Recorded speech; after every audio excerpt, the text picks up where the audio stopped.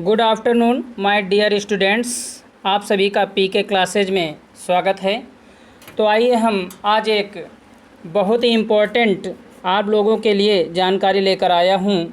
तो आप लोग इस वीडियो में देखेंगे कि कोविड-19 महामारी के कारण जो उत्तर प्रदेश सरकार द्वारा कोर्स यूपी बोर्ड के लिए कम किया गया है, 30% कम किया गया है, जैसा कि आप सभी जानते हैं, न्यूज़ में भी आ चुका है।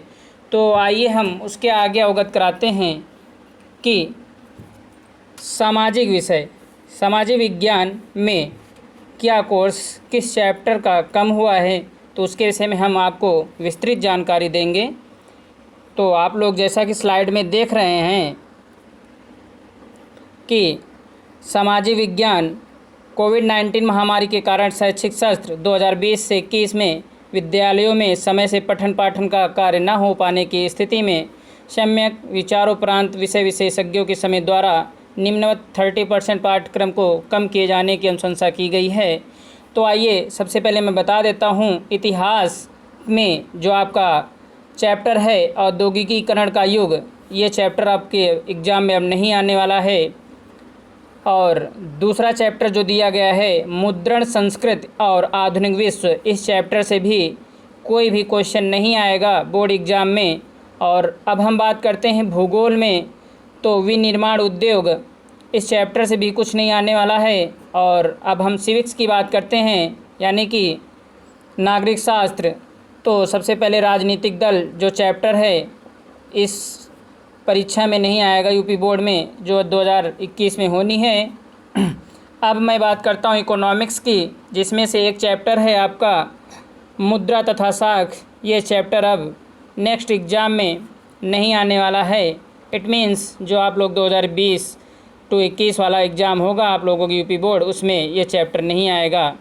तो आइए हम आपको बताते हैं कि किस सब्जेक्ट से कितने अंक के क्वेश्चन पूछे जाएंगे। जैसा कि आप स्लाइड में देख रहे हैं, इकाई नंबर फर्स्ट भारत और समकालीन विश्व इतिहास, इससे आपके 20 नंबर के क्वेश्चन आएंगे। तो आप लोग ज़रा, मैं स्लाइड आपको बड़ी करके दिखाता हूँ।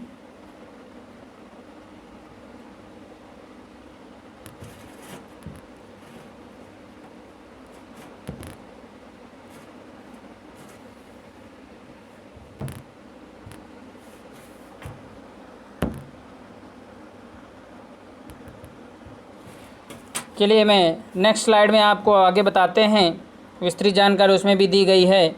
तो आइए सबसे पहले आपको भारत और समकालीन में 20 अंक के आएंगे। तो आपका पहला चैप्टर जो होगा एग्ज़ाम में जो आने वाला है, यूरोप में राष्ट्रवाद का उदय, इस चैप्टर से क्वेश्चन पूछे जाएंगे। और भारत में राष्ट्रवाद, ये दो ऐसे चैप्टर हैं जो आपके पेपर में आने हैं हिस्ट्री से, और इसमें से भी आपको डिवाइड कर दिया गया है। तो आइए हम आपको यूरोप में राष्ट्रवाद का उदय जो दिया गया है उसमें बताते हैं कि क्या क्या पूछा जाएगा। 1830 ईस्वी के बाद यूरोप में राष्ट्रवाद का उदय और जोसेफ मेजनी आदि के विचार। और थर्ड पॉइंट में जो दिया गया है पोलैंड, हंगरी, इटली, जर्मनी और ग्रीस आंदोलन की सामान्य विशेषताएं, इनसे आपका क्वेश्चन बनेगा। जो सेकंड चैप्टर दिया गया है भारत में राष्ट्रवाद, इसमें से पहला है आपका प्रथम विश्व युद्ध का प्रभाव, खिलाफत आंदोलन, असहयोग आंदोलन एवं विभिन्न आंदोलनों के मध्य विचारधाराएं जो उत्पन्न हुई हैं उनका। और नंबर सेकेंड नमक सत्याग्रह। नंबर थर्ड जनजातियों, श्रमिकों एवं किसानों के आंदोलन। और नंबर फोर्थ सविनय अवज्ञा आंदोलन की सीमाएँ। नंबर फिफ्थ सामूहिक अपनत्व की भावना, ये आपका हिस्ट्री से रिलेटेड था। आइए हम आपको सेकंड में बताते हैं। जो खंड सेकंड होगा वो अर्थव्यवस्था एवं समाज, तो जीविका भी इसमें दी गई है। आइए, ये भूमंडलीकृत विश्व का बनना है। आप समझ रहे हैं कि ये जियोग्राफी से रिलेटेड है। तो इसमें पहला दिया गया पूर्व आधुनिक विश्व, और सेकंड में 19वीं शताब्दी विश्व अर्थव्यवस्था, और थर्ड में महायुद्धों के मध्य अर्थव्यवस्था आर्थिक महामंदी, और 4 में दिया गया है विश्व अर्थव्यवस्था का पुनर्निर्माण, वैश्वीकरण की शुरुआत। और ये 5 नंबर में आना है। मानचित्र कार्य आप देख रहे हैं, भारत का रूपरेखा राजनीतिक मानचित्र। अध्याय 3 से पूछे जाएंगे भारत में राष्ट्रवाद, दर्शनार्थ और नामांकन पहचान। तो आइए हम आपको, जैसा कि हेडिंग में दिया गया है, भारतीय राष्ट्रीय कांग्रेस के अधिवेशन, ये मैप का वर्क है आपका। कलकत्ता सितंबर 1920, नागपुर दिसंबर 1920, मद्रास 1927, लाहौर 1929 से रिलेटेड आपके क्वेश्चन आएंगे मैप के लिए। और आगे भी दिया गया है भारतीय राष्ट्रीय आंदोलन के महत्वपूर्ण केंद्र, असहयोग आंदोलन और सविनय अवज्ञा आंदोलन से जो आपके मैप के क्वेश्चन रिलेटेड पूछे जाएंगे, उसमें से चंपारण बिहार, खेड़ा गुजरात, अहमदाबाद गुजरात, अमृतसर पंजाब, चौरी चौरा उत्तर प्रदेश और डांडी गुजरात इत्यादि से रिलेटेड क्वेश्चन पूछे जाएंगे। तो आप सभी लोग अच्छे से तैयारी करेंगे, मैं ऐसी आशा करता हूं। और अब मैं आपको नेक्स्ट स्लाइड में बताना चाहता हूं कि समकालीन भारत मीन्स ये जो आपका दिया गया है भूगोल से रिलेटेड है। तो आइए इसमें आपका जो पहला चैप्टर दिया गया है संसाधन एवं विकास, इससे रिलेटेड क्वेश्चन आएंगे एग्जाम में। वन एवं वन्य जीव संसाधन और जल संसाधन इत्यादि। इसमें से जल संसाधन में जैसे संसाधन वितरण, उपयोग, बहुउद्देशीय परियोजनाएं, जल दुर्बलता, संरक्षण का प्रबंधन की आवश्यकता, वर्षा जल संचयन एक केस स्टडी के साथ पूछा जाएगा। आपको निर्देश दिया गया अध्याय 1 एवं जीव संसाधन एवं जल संसाधन से बोर्ड परीक्षा में प्रश्न नहीं आएंगे, परंतु मानचित्र संबंधी प्रश्न एवं प्रोजेक्ट से संबंधित कार्य कराया जाएगा, इसलिए आप लोगों को ये अच्छे से पढ़ना है। अब आपको नेक्स्ट जो दिया गया है कृषि से रिलेटेड आएगा और खनिज तथा ऊर्जा संसाधन से भी आएंगे क्वेश्चंस। नेक्स्ट में राष्ट्रीय अर्थव्यवस्था की जीवन रेखाएं और आपका जो भूगोल का मानचित्र होगा वो भारत का रूपरेखा राजनीतिक मानचित्र होगा। और अध्याय जो रिलेटेड होगा संसाधन और विकास, मुद्राओं के प्रमुख प्रकार की पहचान। आइए इसमें जल संसाधन से रिलेटेड जो आपके क्वेश्चन पूछे जा सकते हैं, सलाल, भाखड़ा नांगल, टिहरी, राणा प्रताप सागर, सरदार सरोवर, हीराकुंड, नागार्जुन सागर, तुंगभद्रा नदियों के साथ। अब लास्ट में जो कृषि पहचान केवल चावल गेहूं के प्रमुख क्षेत्र मैप में आपके पूछे जाएंगे और प्रमुख सबसे बड़े उत्पादक राज्य जैसे गन्ना, चाय, कॉफ़ी, रबड़, कपास और जूट। जैसे कि आप जानते हैं गन्ना सबसे ज़्यादा यूपी में पाया जाता है उत्पादन में, और चाय असम, कॉफ़ी आपकी केरल, और जो आपका कपास दिया गया है वो गुजरात, और जो जूट है वो आपका अत्यधिक पश्चिम बंगाल में पाया जाता है। तो आपने इतना अभी तक देखा।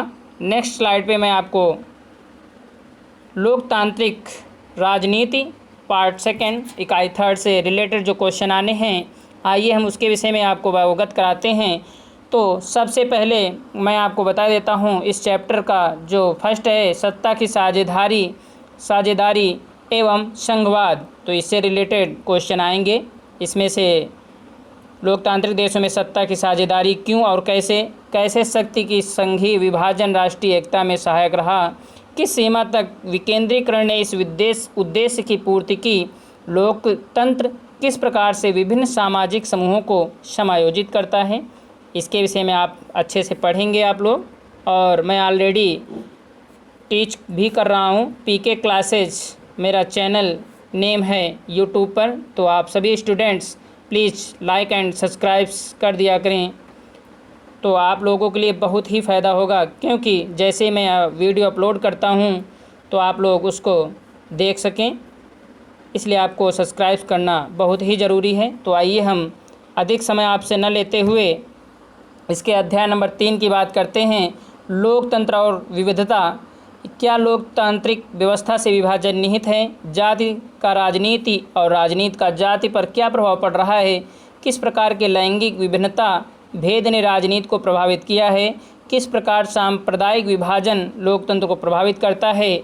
इससे रिलेटेड आपके क्वेश्चन पूछे जाएंगे, जो कि 8 नंबर का होगा। 8 नंबर में से आपके ऑब्जेक्टिव और very short question and long question पूछे जा सकते हैं। तो आपसे तीनों चीज़ें इसी से नहीं बन सकती हैं। हो सकता है आपसे लॉन्ग क्वेश्चन पूछ लिया जाए, या वेरी शॉर्ट भी पूछ सकता है, या आपसे ओनली 60 में भी पूछ सकता है। तो हम आइए आगे बात करते हैं इसमें से अध्याय नंबर 5 की लोकप्रिय संघर्ष और आंदोलन। इसमें क्या है, 7 नंबर का क्वेश्चन आने हैं, मतलब 7 नंबर के टोटल आने हैं, जिसमें से जाति, धर्म और लैंगिक मसले और अध्याय आपका लोकतंत्र के परिणाम से भी आपका क्वेश्चन पूछा जाएगा। तो आप इस चैप्टर को भी अच्छे से रीड करें और मैं आप लोगों को आशा दिलाता हूँ कि मैं प्रत्येक चैप्टर को अच्छे से रीड कराऊंगा आप लोगों को।